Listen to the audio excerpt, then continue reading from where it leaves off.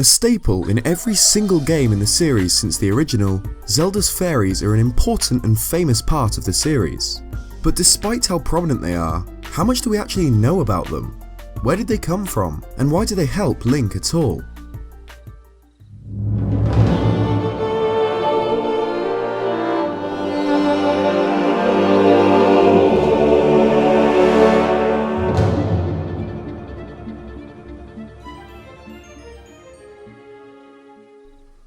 So first off, what actually are fairies?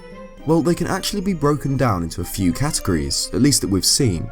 The most basic of these is the simple fairy, sometimes known as the fairy spirit.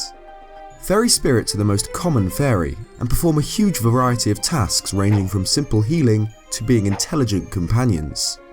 Fairy spirits are usually shown as simply a ball of coloured light with wings, starting in Ocarina of Time, though they're often shown with a more traditional Tinkerbell-esque design, like in Wind Waker. However, it's entirely possible that despite these apparent large design differences between games, the two designs are actually the same, and with the Ocarina of Time appearance, the fairy's body is hidden in bright light. It's possible that this is because of the Nintendo 64's limited power. Rendering a small, detailed object constantly might have been too much for the system, resulting in the simpler glowing orb design, which then stuck. A fun little known fact about fairies in Ocarina of Time is that when Navi glows green at certain spots, playing the Ocarina will result in a large, wingless fairy to spawn, a fairy that restores 8 hearts and fully replenishes the magic meter. Next up from the simple fairy spirits are the great fairies.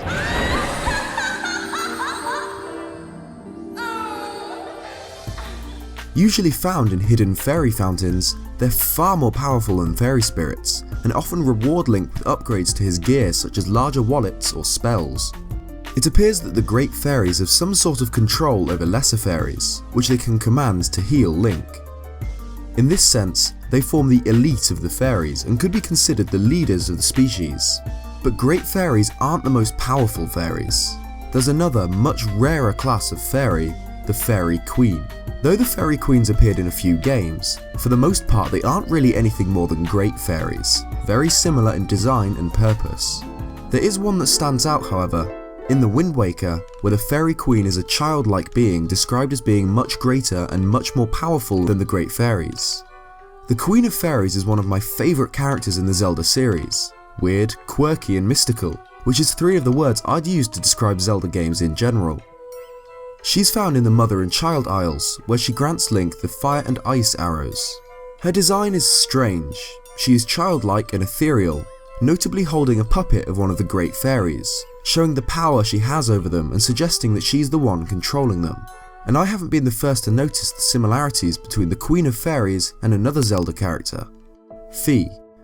Fi is the spirit of the Master Sword, created eras before Skyward Sword along with the Goddess Sword by the goddess Hylia as part of a plan to defeat Demise upon his inevitable return. Fi was created with the sole purpose of aiding the hero as part of Hylia's plan, which results in a heartbreaking farewell once her task is complete at the end of Skyward Sword. She is, as far as we know, the only life form created by the goddess Hylia, and not the golden goddess Nehru when the world was created.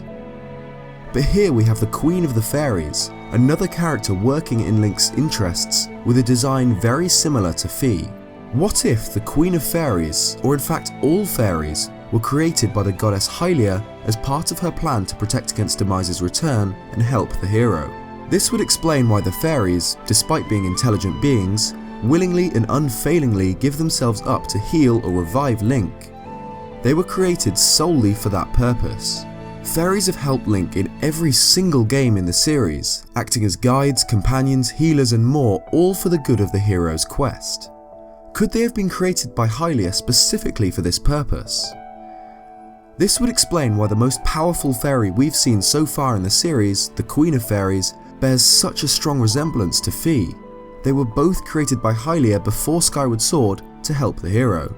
In certain locations throughout Skyward Sword, there are secret walls called Goddess Walls that can be seen by playing the Goddess Harp near a group of sacred butterflies. By drawing different patterns on the wall, Link will receive aid from the goddess. For example, drawing a heart will produce 10 recovery hearts, drawing a circle will produce 15 bombs, and drawing a Triforce will produce 3 fairies. While I didn't originally think too much on this, the goddess wall actually produces life, backing up the idea that the fairies were a creation of Hylia. When talking to Link in The Wind Waker, the Queen of Fairies calls Link just her type. While it's just a joke that causes Link to blush, what if she means a little bit more? That her type is the goddess's heroes, the heroes the fairies were created to serve.